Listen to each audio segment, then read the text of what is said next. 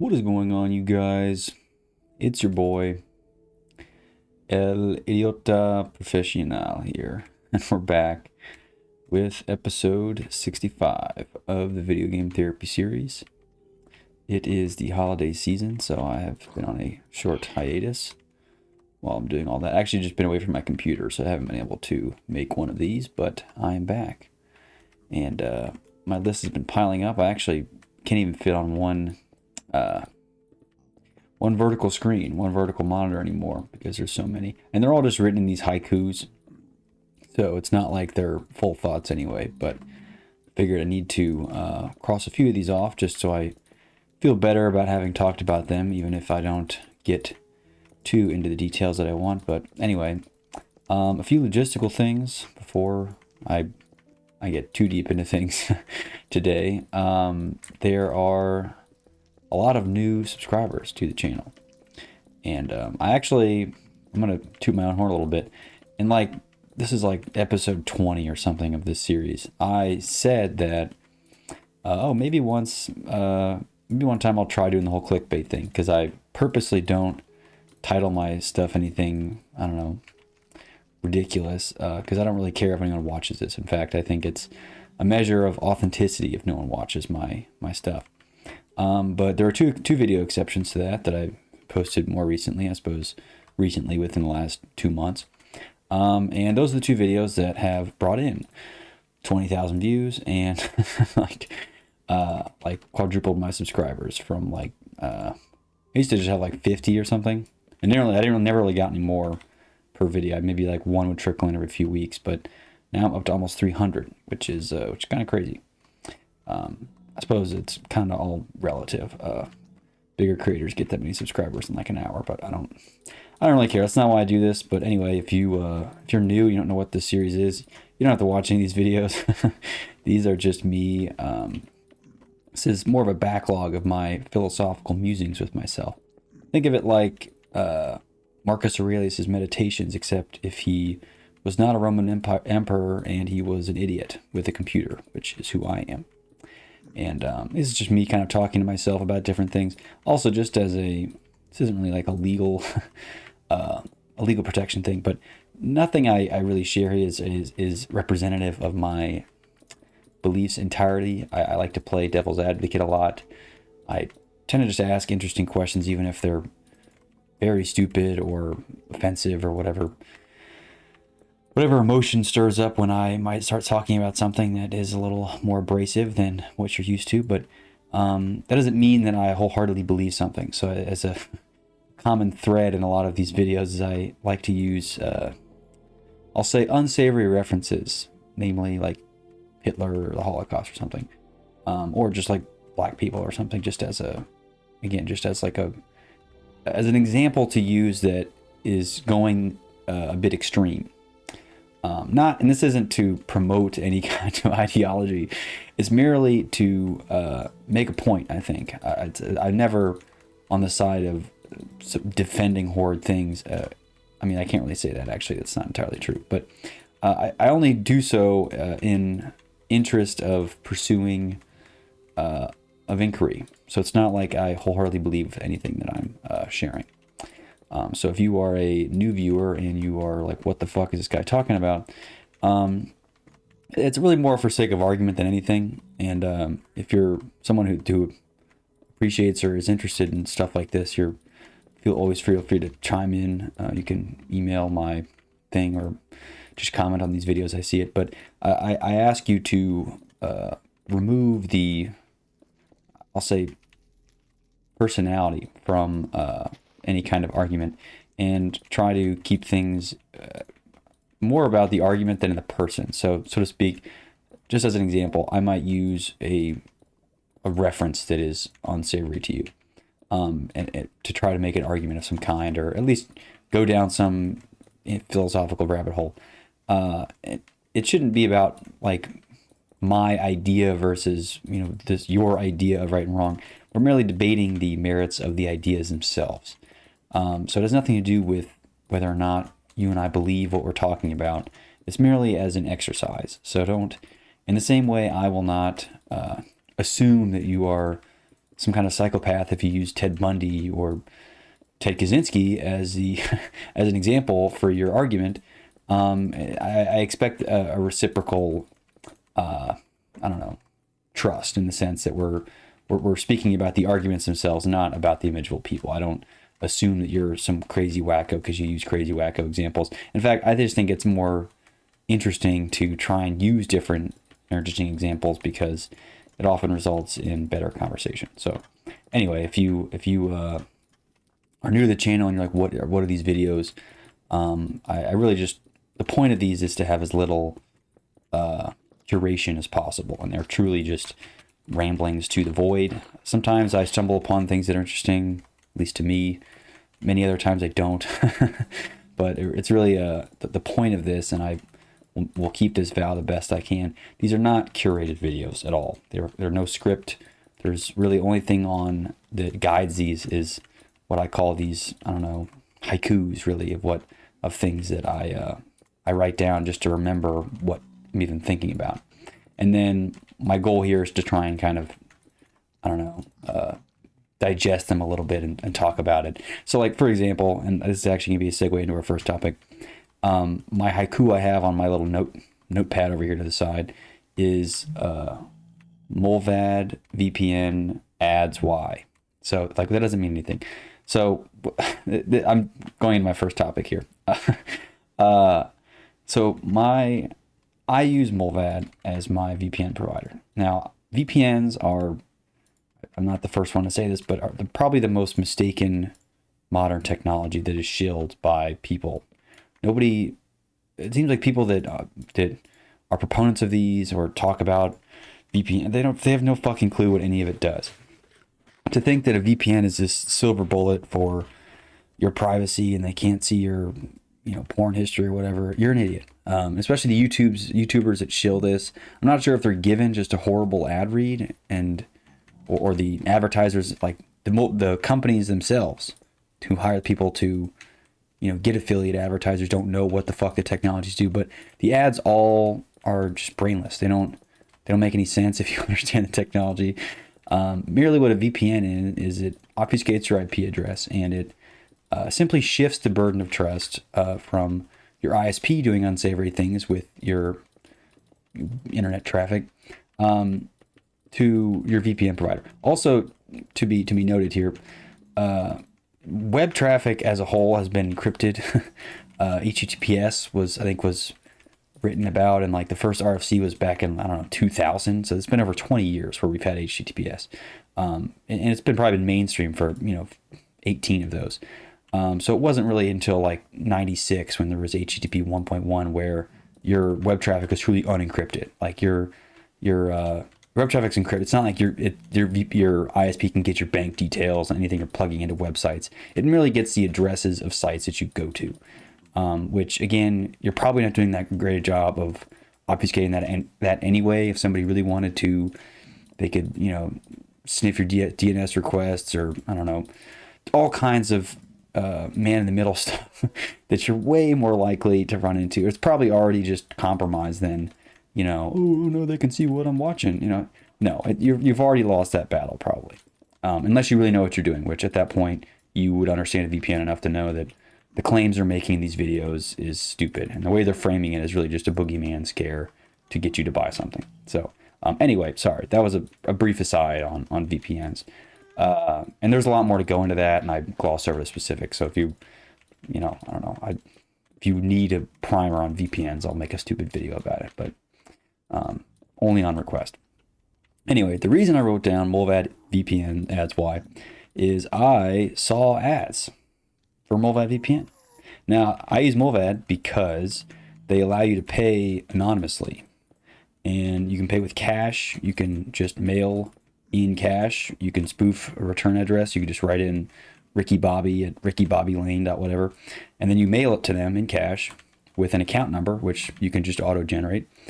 Again, you could do it using Tor. I did it using Tor so that they don't really, unless they're somehow able to figure out who had the account number, and then either way, you can anonymously generate an account number and then mail cash or pay in Monero, which would probably be better, but I don't have enough Monero to pay for it. And then they'll add time really to your VPN access, and you can generate a new account number. You can add, I think, up to 5 devices per like account thing. So pretty good deal. It's pretty cheap. They've been in business for, I don't know, 25 something years. And the other thing is they never do like holiday specials. It never goes on sale. It's I think it's like $5 a month, or sorry, €5 a month, because it's based in Switzerland or Sweden or something like that. But it's all, there's no sales. There's none of this like advertiser bullshit thing where, oh, special Christmas deal, which I kind of respect as a business decision, because, you know, it kind of cuts out this like, oh, we have this new sale flash, you know, it's like, and all of that is really just to kind of drive and pump their engagement numbers, which the fact that they just kind of reject and say, we don't do ads, or we don't do like specials, right? Our product is the same price forever. It's been like that since the beginning. It'll stay like that. I kind of like that. So the reason I'm talking about this is because I saw that there was ads. There was ads in a subway cart that I was in. Now the ads themselves were pretty based. It was like, you know, the echo chamber of a controlled society was like, oh, if you have nothing to hide, you have nothing to fear. If you have nothing to hide, you have nothing to fear. Like repeated that as like a mantra. And then the other ad was something about like how freedom and privacy are comparative to basically imperative democracy and, you know, whatever, which again, all things that I think I super agree with. So it's not like the content of the ads themselves I have any beef with. I don't. I think they're good ads for ads, but I hate ads really. What I'm wondering about is, why are they showing ads in the first place? Now you might be saying, well, they need to make money somehow. Understandably, okay, but they've been in business. I'm not sure if they've ever. This is the first time they've always shown ads, but it's the first time I've ever seen ads, and I never see ads anywhere else. And maybe I'm just being biased, and they always do advertisements. But part of me likes the fact that they're not advertised, and you kind of have to know who's who in the VPN, you know, world to even know about Molvad, and the fact that they accept anonymous payment, and they don't play nice with Uncle Sam or the Five Eyes, meaning that even if they were like, oh, we know this person uses your VPNs and we want their website, they're not even able to do that. They've survived several raids from, I think the FBI raided them, or not the FBI, but whatever the Swedish equivalent or the Swiss equivalent of the FBI was. They raided them once, and their headline was like, our data centers were like subpoenaed and raided, but no customer data was compromised. And part of that's because they just don't have it. So like all they have is the account numbers and then these IP addresses, right? And so unless they're able to track, gives it basically an extra layer, right, of security. So it's not like it's foolproof, but it's a hell of a lot more difficult to track, you know, from an IP address and to an account number, and then the account number to a person, especially if you paid anonymously. Because if they just paid in cash, all they have is, okay, we got a letter in the Bobby from someone claiming to be Ricky Bobby, and who has his account number, right? So unless they do forensics on the thing, you know, it's just the whole thing. So anyway, I was a little, maybe my first thought was I was just concerned that Molvad had sold out, and they were starting this ad because they were, you know, trying to get bought out by somebody, or because that's really the ultimate threat with a lot of these VPN companies. Sure, maybe the management now is benign and there's nothing wrong with the people, you know, running these VPN companies, but ultimately, as soon as, you know, some billionaire comes in and wants to buy it and get all the customer data, which again, I'm somewhat relying on faith that Molvad is true to its word in the sense they don't keep, I know they're not able to keep a certain amount of it because they just don't know who I am, but they know I connect to their servers. But even so, I suspect there's a certain, I don't know, there's a certain amount of them keeping the word on keeping things intact. And if you sell out, if you have a VPN company and you've been collecting, you know, because VPN, they collect what IP addresses connect to their servers and yada, yada, yada.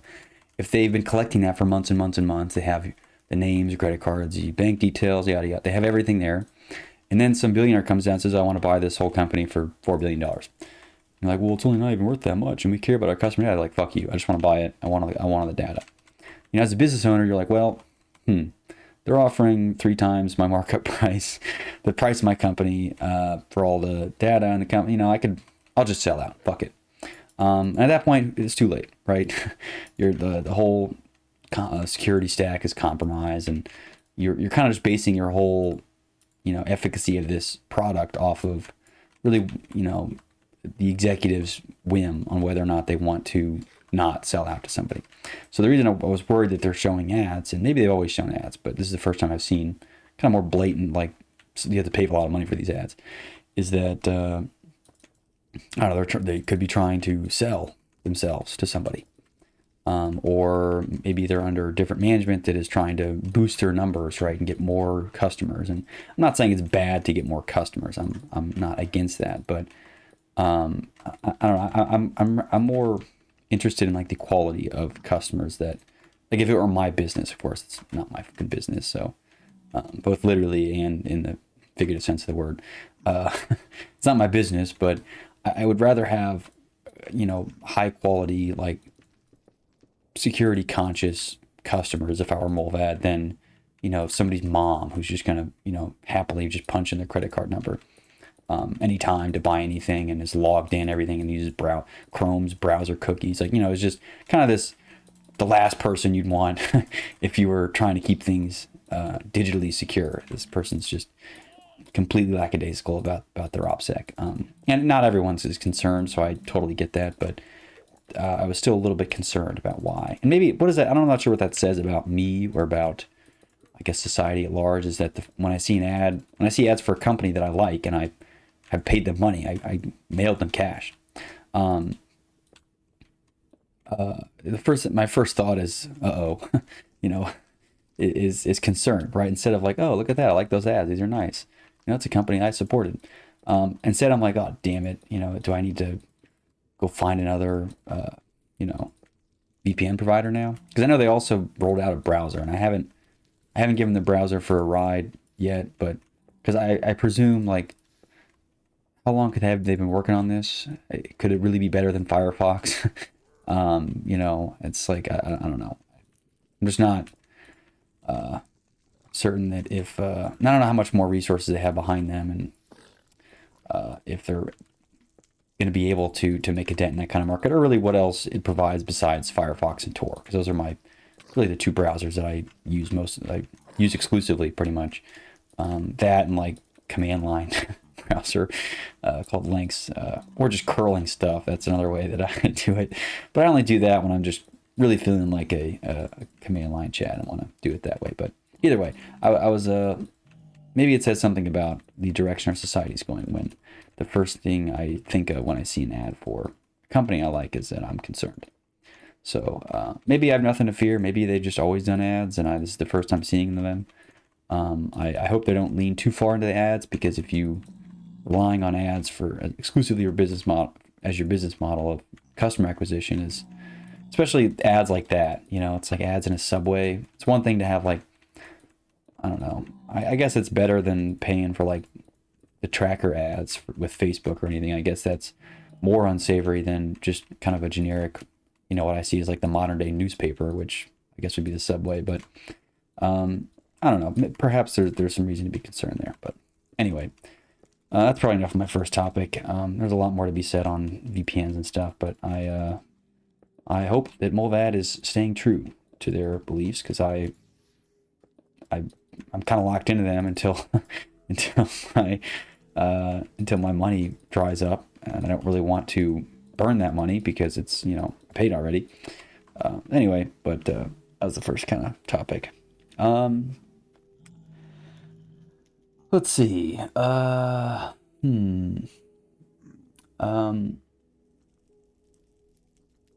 Interesting. It's just something I'm kind of thinking more about myself.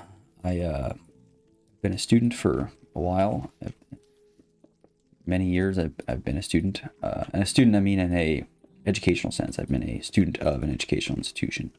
Several. I won't get more specific than that because I feel like I don't need to. But regardless, I had plenty of time being a student. Enough to know that obviously early on, like in high school, I think being a good student just means not, cursing at the teacher and like wearing pants, pretty much. That's like the equivalent of being a good student. But I think especially as I got into higher levels of academia, I quickly realized that while I am someone that loves, I'll say love, I guess in a very loose sense, I enjoy learning new things and acquiring new skills. I'm not a good, I suppose, like student, right?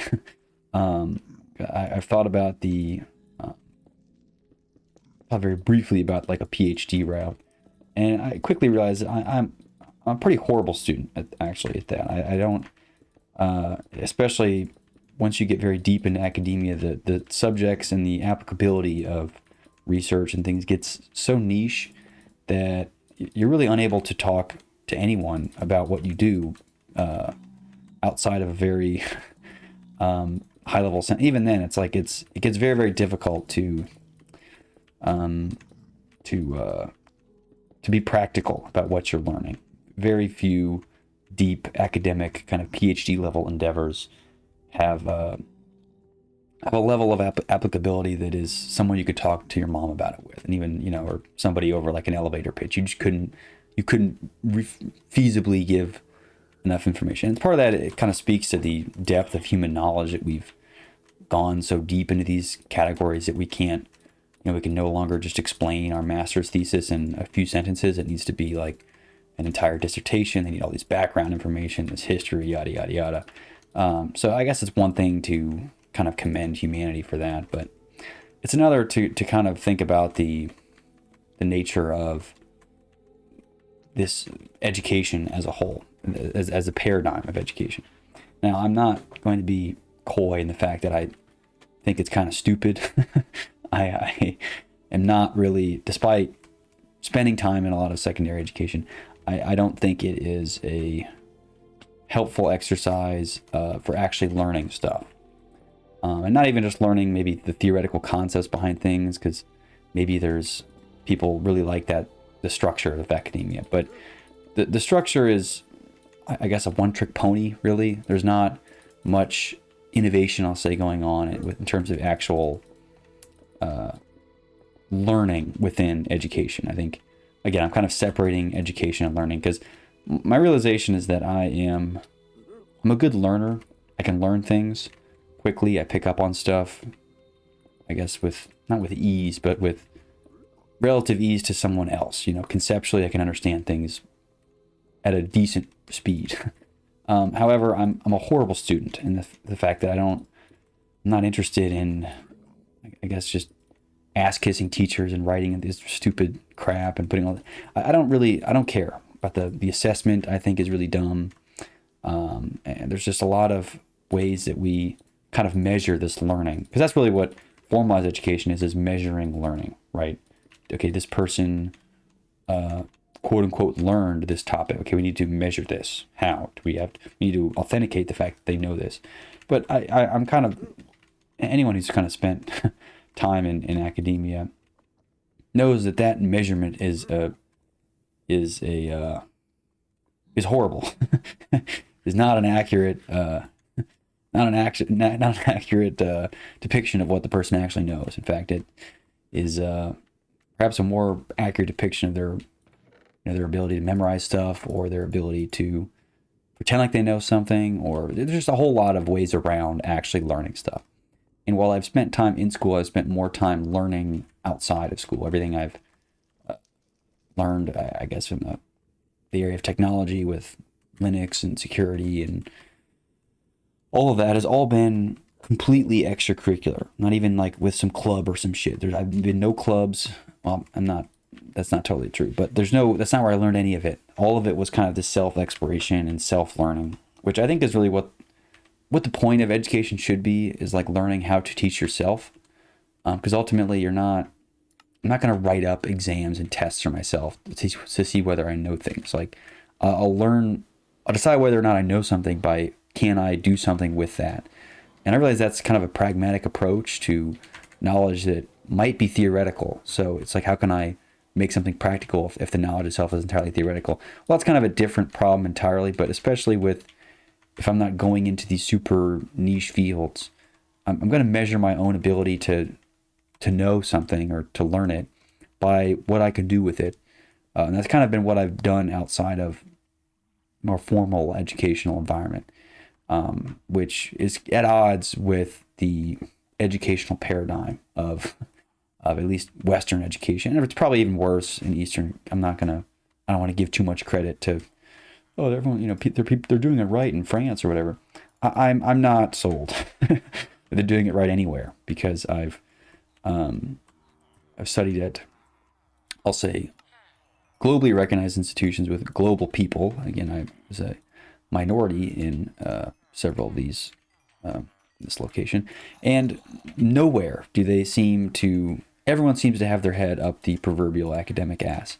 And I don't know whether that is a problem with the students themselves, but I suspect not, because I fail to believe, in the same way that I think Freud was tasked with finding, like discovering which of the eels was male or female, and he just said, oh, they're all women. I have a hard time believing everybody in higher education from every country is a complete idiot than I would to believe that, please don't be, oh no, it's fine. That everyone's an idiot, then there's a problem with the system itself. So I hate to be the person who's, oh, damn the system, but I truly think the system itself is flawed. And my real takeaway is that I think I'm a good learner. I can learn things. I like learning things, but I am a horrible student because I refuse to spend lots of time doing exercises in futility. I don't like that. I don't really like the exercise of it. Some people do. They really get hard out of, I don't know, spending time and studying for a test and doing well on the test. I think the tests are fucking stupid. And I've, I don't know, you see a big enough discrepancy between what the tested people can do and what these quote unquote untested or poorly tested people, and they're both morons. So unless you can do something with it, or especially if it's a practical field, then I think you haven't learned anything. So I don't know, maybe my opinion on that will change with time, but I certainly hold the belief about myself that I'm not a particularly great student, despite being someone who appreciates and loves, I'll say loves, learning. So I don't know, just amusing on that front. But yeah, I should make some more progress on some of these. Oh man, yeah, I was thinking more about society, as I often do, and it seems it now more than ever, I think it's fair to say that we are more collectively dependent. Obviously, like in terms of stuff like food supply, we're pretty collectively dependent. I'm pretty far away from growing my own food or anything like that. Cooking is kind of its own thing, but I still buy all the food from somewhere. I'm not butchering my chickens, and I don't have a farm. So we're pretty collectively dependent, and this is on far more than just food, or any kind of natural resources. We're very dependent. I mean, if you cut me off from the rest of society right now, I'd have especially if I don't have any land or any chickens, I'd be in trouble, because I'm pretty dependent on society at large. That being said, I don't have to be, I don't have to worship everything just because we have processed food, and I can, I can be obese without leaving my couch. But I'm noting that we're very, very collectively dependent. And this also kind of extends to maybe like ideas, I'll say, as a loose term. We're very much, I don't know, we're very much intertwined socially with our ideas and things, and sharing ideas and all the stuff that comes with that. And the reason I bring this up is because it seems strange, at least, and again, I'm speaking of the West, so if you're in a different country, I'm sorry, you'll just have to pretend like it makes sense to you. Or just put yourselves in the eyes of some, U.S. person. But we're more individually minded, which, again, I'm speaking for myself here. I certainly maybe think more about myself than I think about others, which is not in a sense that I do everything selfishly, but I spend a lot of time reflecting with myself, because I think that is a helpful exercise, and especially now. But it seems like I'm not alone in that regard. Many people are very, very individually minded, and I don't mean that in a strictly negative or a positive sense. I just mean people are very focused on themselves. They're not, so what do you do? Where do you work? Who do you know kind of mentality versus like, just kind of whatever. Because we ultimately want to get to know other people, and other people have to be individuals. So there's a certain amount of individual focus you have to have. But I think, especially with social media and what that's done to atomize certain people into, different buckets of what they think is important. A lot of people just think they're themselves are the most important, which is fair. Again, I'm not excluding myself from that conversation at all. I mean, I have my, I'm I'm making my own videos myself, and this is all kind of a testament and an homage to the future version of me who's going to watch all this and laugh. Regardless, I'm kind of very aware that we're more individually minded, but I think it makes for some interesting people who are very, very collectively dependent yet individually minded, and especially when you factor in, and I suppose we'll remove like I'll say economic dependence, or even just like the raw materials dependence, right? Like food. Okay, don't think about food dependence. Think about like ideas dependence. So we're kind of dependent on others and their ideas through social media to know what to think individually. And I think this is where I put myself in a different category, of course, thinking about myself. But I put myself in a different category because I try to actively avoid what others consume. Now, obviously, it's not possible for me to, like, I guess I could consume nothing. And that consume, I'm just meaning in terms of media consumption, not food. That's a different thing entirely. But I'm not on any major platforms besides me making these videos, but I don't watch YouTube videos on YouTube. I have a very, very specific way that I do that, which maybe I'll show off later, but it's my RSS feed that I just track channels that post things. They're very, very niche. It's not like I am at the whims of any recommendation algorithm. I'm very much against that. I follow a lot of like these, well, I guess I'll just call indie tech or indie philosophy bloggers who just kind of, some of them have varying levels of readership, but none of them are in the hundreds of thousands. They're all like really 100,000 or below readership. Some are even just way smaller than that. They're like people like me who just start writing shit, and I follow their blogs. So when they post something, whatever. So I'm in kind of a different bubble with that, but it's interesting to think that we're about the individual, in a lot of ways. I guess society, which isn't, in some ways is an okay thing, but many others it isn't. But yet we're kind of all dependent on other people for our ideas about things, right? And even like I've noticed recently when I've tried to have arguments, not really arguments, but discussions, I'll say, like kind of a friendly banter argument with people about different topics. They don't even like bother trying to formulate their own opinions. They're just like, oh, well, if you watch this video I saw, then you would agree with me. It's like, so you're not even going to bother to try and recreate the argument you saw in this video. You just want me to go watch the video and then tell you what I thought about what they made. It's like, first of all, like that, really, you can't yourself like describe what you even saw in the video. So in function, did you even watch it really? Or did you just know the points were good and you agreed with them? The whole point of them making that video was such that they're going to make good points. They're not going to make purposely horrible points. I mean, they might, like for clickbait or something, but like the video, especially if it's like some animated infographic video, they're obviously like, they have some kind of agenda to push. And I'm not saying it's a political agenda. It could just be, we just want you to watch this because, we're a content agency now and we have to pump out content and get views, and we have 10 million subscribers and we need to make money because people depend on us, kind of like agenda, but that's still an agenda nonetheless. And not only do the people I follow most of them don't have, this is not their living. So they make the living on the other side. They do this purely out of their own volition. So there's less value in there. But then if you're going to debate with me about something, you can't even bother to recreate this refined argument that you saw in this video with these animated things. What the fuck? You can't even, and yet you're like individually minded. Like if it's one thing for you to be, kind of think for yourself and do your own thing, and then to truly do that. But then if you're just going to hide behind a veneer of somebody else's animated video when we're sharing an opinion about something, and I realize part of it might just be a safety metric. People don't want to, or don't like looking stupid. I don't like looking stupid, but I'm okay putting myself in a situation where I might look stupid because I think it's healthy and it's fine for me. And more people should do that. And I'm not saying that I'm some goat at that, but I'm certainly making more active efforts than maybe most in doing so. And I certainly won't say, oh, go watch this video and tell me what you think about it. Like, no, if you have, like, especially if it's relevant to whatever discussion we're having, don't make me go watch some video and then come back to you and then respond to their argument. Like, either you should have watched the video and understand it so that you can recreate their arguments or defend from their position, which again isn't really original thinking in my book. You're just regurgitating what they said, and again, you're not really thinking for yourself, Mr. Independent Thinker. But then you're not even but then you're not even gonna even bother to do that. You're just gonna go make me watch it. Like, fuck you, I'm not watching this video. What a ridiculous concept.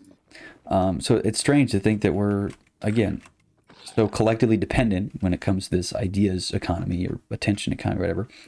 But yet you're individually minded, but not in the sense that we want to think for ourselves. We just want to think about ourselves, but not, for ourselves.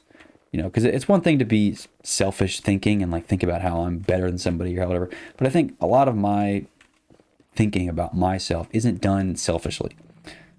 Perhaps it's the opposite. It's more self-degrading than anything. But it's really kind of attacking my own psyche and battling with my own internal dialogue and demons and thoughts. And it certainly hasn't made me less self-conscious than I already am, which I think is contrary to other quote-unquote thinking about the individual.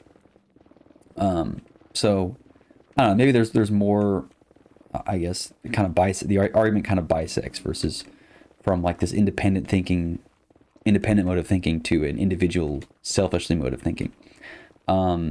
So I don't know, there's just probably a lot more to unpack there, but I just find it interesting that the people, despite being more selfishly leaning in terms of their thinking, they're less independent than ever. Because you would think, especially if one were to be selfish and I guess in a very broad sense about what they're thinking, they would certainly want to be independent, right? Because you can't think you're better than everyone else if you're a drone the same as everyone else. So certainly, in order to feel superior, you need to be a little bit different in some way. And you can't be different by watching the same fucking infographic video that 80 million other people have watched. I tried to think of a big number.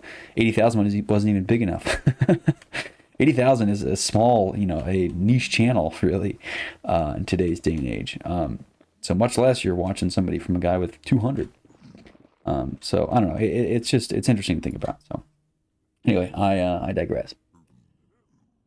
I suppose I'll speak about this as well. I had a thought about, again, independent thinking or collective, whatever. And I'm thinking that a collective versus, because they speak about different, I'm just using they as other people. This is not speaking about any, particular subset of person, really any other people in particular. But people draw distinctions between Western and Eastern cultures. So we'll say like China and the U.S. as just examples that you can plug and play here. But please do not take that to the extreme and only speak about China or U.S. China, in general, has a more collectivist mindset. It's more about like the herd as it is the individual, right? If you ask kids what they want to, you ask kids what they want to do, and it's all, I want to be a YouTuber, I want to be a whatever, I want to be a model or something. They want to be like the dude, like the person who sticks out, who's like, no one wants to be ordinary. But I think in other cultures, it's certainly not as frowned upon to be, I just want to be an ordinary doctor who helps people, whatever. That's like a totally fine thing. And I'm not venerating a different culture and bashing Western culture. There's problems with both, and benefits to both, but problems, of course. But my thought, and this is just my kind of, I don't know, maybe there's no merit to this at all, but this is just what I'm thinking. Does a collectivist mindset only benefit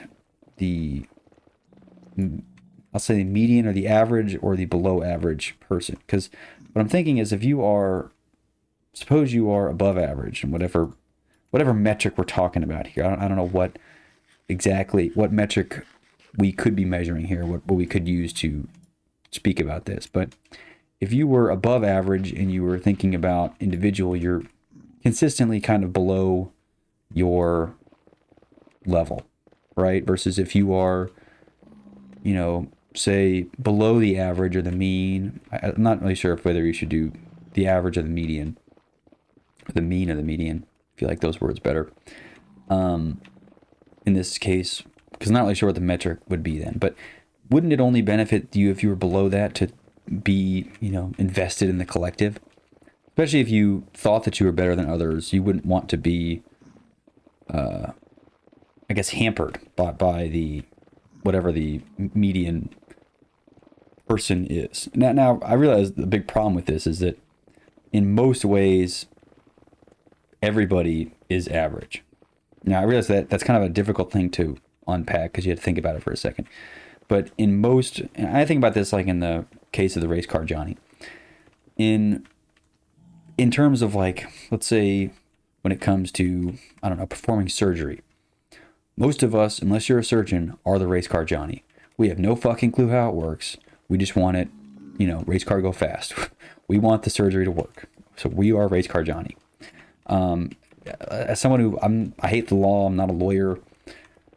I am a race car Johnny. I have no fucking clue how it works. I have nothing to do with it. Whatever. Fill in the blank. I'm race car Johnny. So I am this median person, this average person. So in most ways, again, we speak about surgery, lawyers, sales, money, cars, raising chickens, whatever. In most ways, everybody, not even most people, everybody is a race car Johnny. So think about whatever your specialty is, who you're the Linux Chad YouTuber. Fine. In most ways, you're still a race car Johnny, unless you are a surgeon who raises their own chickens and is a law expert who is a doctor. There's no way for you to have spent your entire life collecting accolades such that you are never a race car Johnny in every way. In most ways, you are a race car Johnny, meaning you're this average person. So it doesn't really, it's not really fair to say that, oh, well, I shouldn't be in the collective mindset because I'm better than you and I don't want to be hampered by this, sinking down to the level of this collective individual. I instead want to be at my own level. I guess the rebuttal of that is that in most ways we are this average person. So we can't really say that collectivist thinking is bad because we don't want to be more of the average people. I think it's fine to strive to be not race car Johnny in whatever it is, but in many ways we have to recognize that we are indeed a race car Johnny in most ways. Everybody is. Every single person. LLMs kind of, maybe if they're subject to any level of humanity, which I don't think so, but if they are, perhaps they might not be a race car Johnny every way, only because they know a little bit, I'll say the 80% functional, minus their hallucinations about mostly everything, but that, I don't know, it's his own problem. I guess this kind of leads me into my next. I'm not even sure what my point was on that whole thinking. I just think it's interesting to think about the median or mean individual and then the individual's relationship to that. And if a collectivist, especially in some area like where you are not a race car Johnny, let's say if you are a surgeon, it wouldn't really help you to think like a normal person because you're a surgeon. You should be thinking like the surgeon because you're better than the average person. So I think the collectivist thinking, perhaps in that regard, only helps if you are the average or below the average. So if you're a surgeon, you don't want to be in that mindset. So I don't know. There's more interesting rabbit holes to go down on that front, but I'll leave that alone. Anyway, something else I think is, speaking about LLMs and their humanity, I sense a war, a battlefront happening. No, I'm not talking about some war in some country. I know that Israel or Palestine or something. I don't even know who's fighting. I don't follow that kind of stuff. So sorry if it's your cup of tea. It's not mine. Either way, I think the war that we will be battling for the foreseeable future is the war on humanity. We're already kind of losing. As I said, us humans are trying to be more like robots, and the robots are trying to be more like humans, which is just kind of funny. But many, even humans themselves, are rejecting their humanity and trying to be more robot-like in their, they're sitting there meditating, focusing, snorting Adderall all day to try and be zoned in all the time. So it's a ridiculous, you're not a fucking machine. You won't be a machine no matter how much you want to, train yourself. And I suppose But even so, let's say, suppose you could train yourself to be this machine-like as possible. Why would you? What is that going to do? Like, you still don't hold a candle to the rationality, logic, and speed of even just like a fucking i3 processor. I mean, that thing logically will whoop your ass, right? Any math, I don't care how much of a mathematics savant you are, you will never. I mean, that thing can churn out, any kind of like logic or arithmetic operation at a speed that you can't even speak fast enough, and the thing has the answers. So why are you trying to compete with this machinery of the logic of it? Why? I think we're kind of, a lot of humans even are rejecting their humanity in embracing a technological future. Now, some of us might be saying, well, we want this cybernetic future where we're fused with robots and we use them to help us think and stuff. But at some point, again, it's the robots that pretend to feel love. How much do we value our humanity? What makes somebody human? I don't know. These are kind of more difficult questions that, of course, these robot people aren't going to answer. And I don't mean robots that are pretending to be people. I mean people that are trying to be robots and being overly logical. To be human is to be a hypocrite. So I don't really think that you trying your damnedest to be this perfect thing of this perfect, bastion of rationality and reason is ever going to net anything beyond just a very advanced form of hypocrisy. Sorry, wrong word. So I think it's kind of a fool's errand to think that you're ever going to be this perfect thing. I suppose it's difficult because if you read older authors, I suppose I brought up Aurelius earlier, but if you read him, he's speaking about the rationality of humans and how. But I think he obviously didn't live in the era of computer processors, so he had no frame of reference to understand just how logical how much we could extend that, and how much powers and logic that we've artificially created. But I think if he were alive today, and of course I'm putting words in his mouth, I'm sure he'd love that. But he would find more beauty in the humanity of it, right? And to not be a drone, I suppose, and to not embrace cold, dark, rationality to a fault. Because ultimately where this ends up, and of course we're not here. I'm not saying that we're at some point where we're going to be murdering people, but it's like, well, in these metrics of being better, this person's better, therefore we should execute. It's like, obviously, like, putting it in terms of genocide makes it a ridiculous argument, but ultimately, like, little by little, we inch towards something like that. And the issue is we won't know until we can't really, this isn't something we can kind of backtrack on later, right? We can't have these machines make decisions for us based on these perfect logic and reason. And then backtrack when we've gone a little too far. We got to step back. We can't do it. It's too late, right? We can't. I'm not saying it's too late now. I'm saying it will be too late if that's our mentality with it, right? It's not like we can just backtrack on stuff.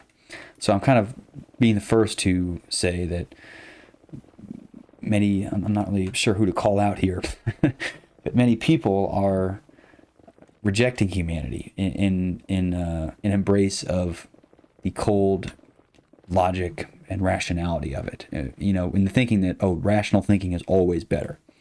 I'm sure that, again, to bring up a ridiculous example, I'm sure the Nazis were using very cold and rational logic to deduce why they are better and the Germans are the superior race and yada yada yada. And guess what? Maybe if they had constructed some artificial intelligence and then had convinced enough people that it was right, they would have convinced enough people to to deduce that the Germans are in fact superior and they should destroy all the other race. Then that wouldn't exist, right? And I think that's kind of where it falls apart, because rationally computers are better than us.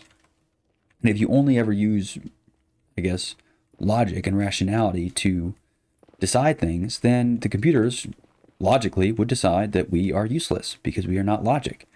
And so then we have to say, okay, well, we're not solving for logic, right? Logic isn't the X variable in our equation. We want something different. Okay, is it humanity? Well, that's certainly not logical, right? Like I said, to be human is to be hypocritical. And if you are someone that thinks you can be this perfectly rational human, you are an idiot. So I'm not even sure how to even start arguing with you because you're a moron. It's kind of a critical part of our humanity is that we're hypocritical in some ways. And we we'll spit on a homeless guy on the street, but then we'll take our dogs and spend $80,000 to get our dog's lungs repumped or something like that.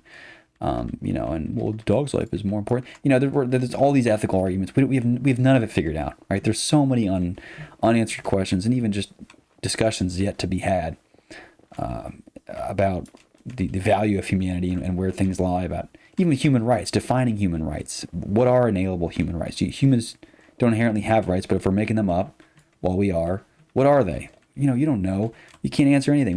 We kind of have these vague ideas about, oh, well, got to make sure that if they're sick and they'll get healthy. And it's like, you gotta be more specific than that. Like, there's not a whole, you gotta have, this is not logical, Mr. Mrs. I love logic. So, I don't know. It's a very, very interesting and deep rabbit hole to go down, but I sense a war on humanity, and at some point we'll have to choose between logic and reason and humanity, and these are inherently at odds. And I even think embracing some kind of cybernetic where we're augmented with these machines, it'll just really delay a battle between, okay, are we going to accept logic fully and just kind of embrace whatever cyberpunk dystopia we end up living in, or do we begin to, I suppose, to use a historical word, think in the terms of romanticism and embrace the more hypocritical and ironic forms of being human, which I think is more valuable. You know which side I'm on. Obviously, I'm not Mr. Logic Robo guy. I'm seemingly anti-logic in some ways. All while using logic within my reasoning. Even so, I still fully embrace and understand the hypocrisy in which my logic is based on, as I am human. I think there's value in that humanity, and I suppose as being a self-preservative biological entity, I am trying to preserve that and stay alive.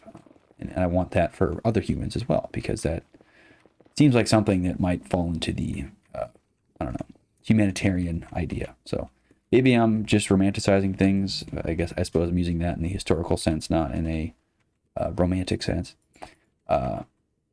rom-com sense. But I don't know. Let me know what you think about these topics or anything. But yeah, if you are new to the channel, welcome.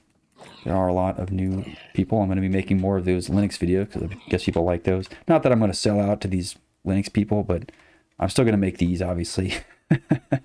But I don't expect anybody to truly watch these or engage with them. It's icing on the cake if they do. And it's really just, again, for me, as a backlog of what my beliefs and thoughts were at a given time. And perhaps if I can sum up on these later, and it'll be an interesting kind of journal entries in some ways. Meditations, if you will. But anyway, that's it for this episode. So thank you for watching, and peace out.